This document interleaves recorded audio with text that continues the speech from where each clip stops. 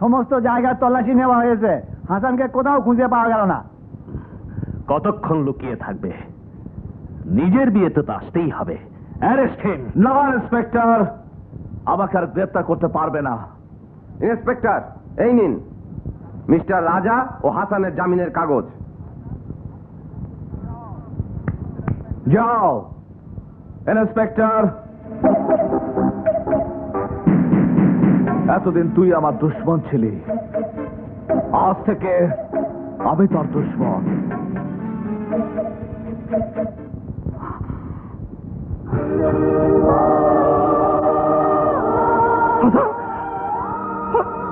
হাসান,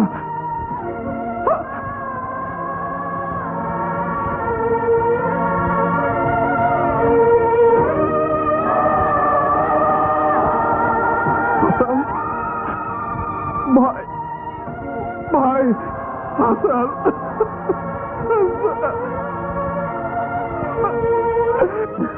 তুমি তুমি ওর জান নিয়েছো, তুমি হাসানকে মেরেছো, তুমি হাসানের হত্যাকারী, তুমি খুনি। শান্ত হও ডাইনা, কি আবল তাবল কথা বলছো? আমি আবল তাবল বলছি না, সত্যি বলছি। তোমার কারণে তোমার মা তোমাকে ছেড়ে চলে গেছে, আজ তোমাকে বাঁচাতে গিয়ে হাসান নিজে জীবন দিয়েছে। রাজা, কাল পর্যন্ত আমি জীবনের যে কোনো ত্যাগ স্বীকার করে তোমার সঙ্গে থাকার জন্য তৈরি ছিলাম, কিন্তু আজ আমি মা হতে চলেছি। আমার গর্ভে নিষ্পাপ এক শিশু, তাকে আমি তোমার জন্য কোরবানি হতে দেব না, কিছুতেই না। আমি চলে যাচ্ছি রাজা, আমি চাই না আমার সন্তান পাপের এই অভিশপ্ত হাওয়াতে নিঃশ্বাস নেই। আমি চাই না আমার সন্তান তোমার এই অন্ধকার পৃথিবীতে বড় হোক। আমি তোমাকে চিরদিনের জন্য ছেড়ে চলে যাচ্ছি, চিরদিনের জন্য চলে যাচ্ছি। Dyna, Dyna, Dyna!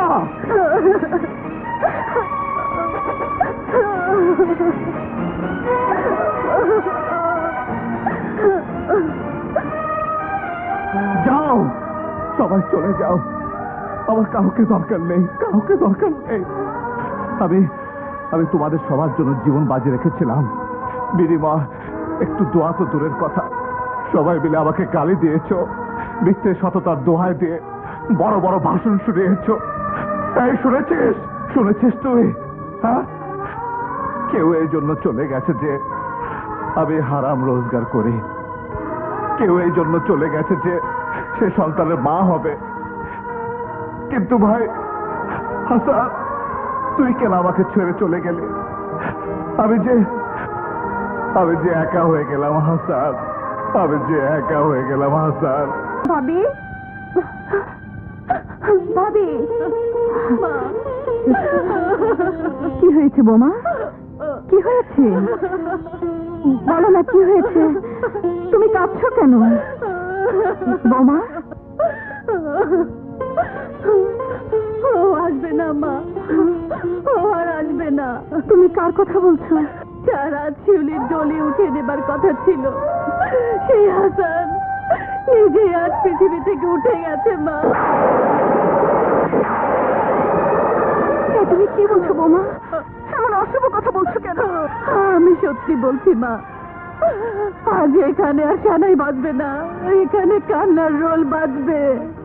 কি করলে খোদা, এত বড় শাস্তি কেন দিলে আমাকে?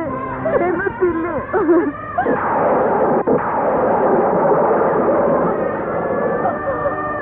আমাকে মাফ করে দে বোন, আমার হাতের উপর দিয়ে চলে গেল হাসান, আমি কিছুই করতে পারলাম না, আমি কিছুই করতে পারলাম না।